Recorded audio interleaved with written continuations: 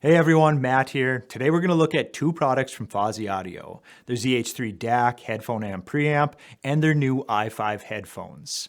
Fosi's been on a bit of a roll in the budget audio space lately, and these kind of represent a push into the more serious desktop audio territory. Let's start with the ZH3 first, and that's going to come in at around $200.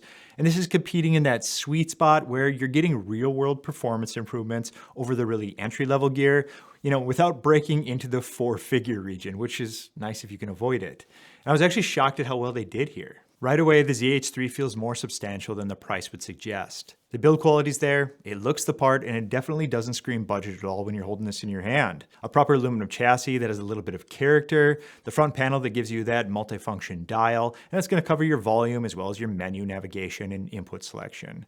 There's also a small but readable display. It's kind of small, but it's usable, and it actually gives you some, really relevant information. The display tells you your sampling frequency, which mode you're in, which tone controls are engaged, and your current input.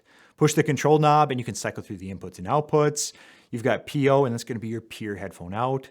LO, and that's going to be line out, where it functions just as a DAC. And then aux, where everything's going to be active. Multifunctions can be a little bit of a pain sometimes, but this one was pretty intuitive and simple to navigate once you even spend a few minutes with it. What really sets this apart in the budget space is the feature set though. First off, you've got swappable op amps. Yes, I know, some love it and claim it makes all the difference in the world, and others won't even consider it. But nonetheless, this one finally made this pretty simple. It's just two screws on the rear, and then you can slide it out rather than some of these that require a complete teardown. Only one thing to note here, be gentle when you're pulling this out.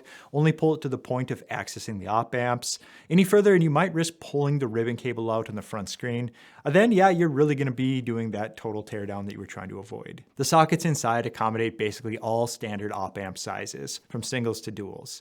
This is a win for tweakers who want to fine-tune their sound signature without having to buy entirely new gear. This one's also going to give you 3 gain settings, which means you can properly match this up to everything from sensitive IEMs up to power-hungry planar magnetics.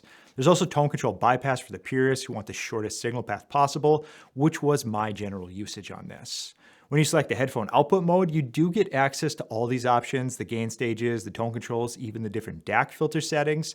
But depending on the output you select, your options may vary as far as what the menu offers. Around back, beyond the expected RCA inputs and outputs, you've got trigger in, trigger out connections. This means the ZH3 can automatically power on with your other gear or trigger other components in the chain. That's a feature that's both useful and honestly expected at this point, so I was really glad to see it here. So I mentioned this in my last review, and I'm going to touch on it again here really quick, guys. Likely in the next week or so, my wife and I are expecting our 4th child.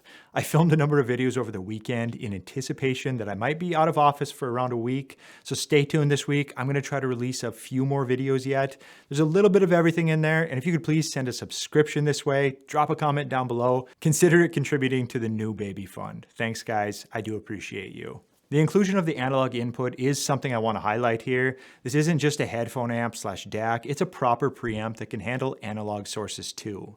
If you've got a turntable, for example, with a phono preamp or any other analog source, you can integrate it into your desktop setup without needing additional hardware. Not a whole lot of the other DACs at this price point offer this flexibility. On the digital side, you can switch between UAC1 and UAC2 modes for compatibility with different systems, generally gaming here. And there's multiple DAC filter options to slightly adjust the sound signature. The filters don't have a large impact in your sound, but as always, I suggest putting on a track that you know really well, something you're really familiar with.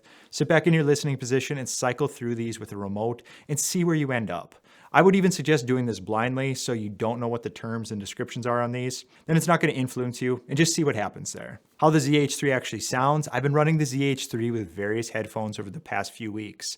Everything from the Sennheiser HD600s, FIO FT7, Meze 105 Silvas, and of course the second half of this review, the Fosi i5. Power delivery is impressive for a $200 unit. Even with my less sensitive headphones, I never felt like the ZH3 was struggling to produce the dynamics that I'm looking for. Bass response was particularly good. It's controlled and deep without getting loose or sloppy. And what stood out to me the most was the bass line has a proper weight and definition to it, not just this undefined low frequency energy. The soundstage presentation is wider than I expected at this price point. It's not going to compete with the dedicated $500+ headphone amps here, but there's a good separation between the instruments and a decent sense of depth here. Where you might notice a limitation is if you're a user of ultra-sensitive IEMs. There's a slight noise floor that becomes audible with really efficient in-ears, though this won't affect most users with standard headphones. With my everyday drivers, I really found this to be dead silent. And the tone controls when engaged can actually be beneficial if you're not being really heavy-handed. They're subtle enough to, correct for headphone deficiencies without destroying the overall balance. Honestly though, I found myself leaving them bypassed almost the entire time. The straight signal path really sounds excellent here. Really guys, it's a solid little piece of kit. Now let's talk about Fosi's i5 headphones. These are clearly not trying to be portable. They're substantial, full-sized over-ear headphones designed for home listening, which is maybe why they didn't include a case here, but I still wish they did.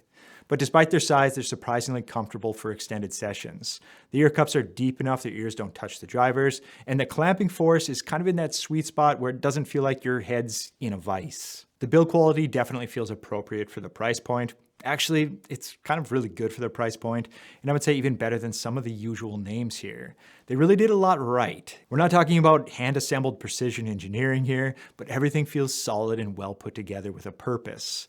The hinges move smoothly, the headband adjustments have a nice feel, and the cable connections feel secure. Sound-wise, the i5 surprised me with how smooth and uncolored they are for this price. This isn't the aggressive V-shaped tuning that's more tailored for fun than focus. It's much more refined than that. There's a treble lift that adds sort of this air and detail, but it's implemented tastefully here. It never becomes offensive or fatiguing. Even during longer listening sessions, I found that it was still really nice. I think the sound delivery was totally appropriate on these, but I just wanted to point these few things out in case you have any specific sensitivities to this type of sound delivery. The soundstage feels very open and large. More importantly, it's non-congested. Instruments have room to breathe rather than being jammed together in what feels like a closet. You can pick out individual elements in busy mixes without them stepping on each other, and that's not something that I generally say with headphones in this price bracket. Now let's talk about that bass response because it's interesting and somewhat unexpected. If you're looking for headphones that'll rattle your skull with sub-bass on electronic tracks, for example, these might leave you wanting a little bit more. They don't reach those extreme depths that EDM can artificially create, so if that's your thing, take note here. But here's what is surprising about the bass. Within their frequency delivery window, the bass control is exceptional. The bass that is there is really tight and accurate. There's no bloat, no one-note boom, just controlled and well-defined low-frequency response. For most music, rock, jazz, acoustic, and even a lot of modern pop, this presentation actually works better than headphones that try to dig deeper but lose control of the sound. The mid-range on these benefits from that controlled bass. There's no bleed upward in that, masks the vocals or instruments.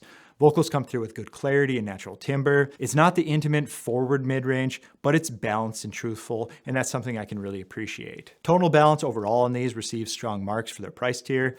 Nothing really feels obviously wrong or out of place. And these aren't trying to wow you with exaggerated anything. They're just presenting music in a coherent, enjoyable way.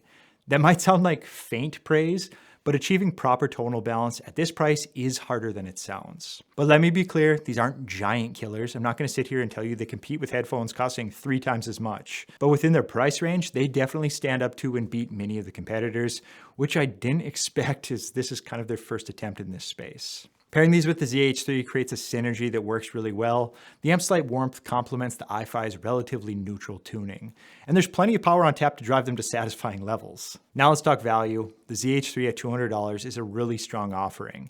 You're getting ultra low distortion, plenty of power for most headphones, and features that are oftentimes reserved for higher priced gear. The swappable op amps alone add tremendous value for certain enthusiasts who like to experiment. Add in the analog input capability, trigger connections, and comprehensive controls, and this actually does really well. Yes, if you're running super sensitive IEMs, you might want something with a lower noise floor, but for the vast majority of users with standard headphones, this delivers performance that would have costed much more than this not too many years back. The i5 headphones represent smart engineering choices, and rather than chasing specs or trying to do everything, Fosi focused on getting the fundamentals right here. A smooth frequency response, controlled bass, non-fatiguing treble, and an open soundstage. And these are the things that matter for actual musical enjoyment. They won't satisfy bass heads looking for that really deep sub bass, but for everyone else, they offer a mature, balanced sound that caters to the vast majority. The ZH3 in particular stands out as something special. It's not just good for the price, it's genuinely good, period. And the i5s are a solid companion that won't embarrass themselves next to the amp's capabilities. If you're building a desktop setup and want maximum flexibility without spending 4 figures, this combo does deserve serious consideration. That's it for today. If you enjoyed this video or at least found it entertaining, send a subscription, a like, even a comment this way. It's always nice to hear from the community. And while you're at it, check out some of the other videos from this week. There's a whole bunch of them. Take care. Talk soon. Later.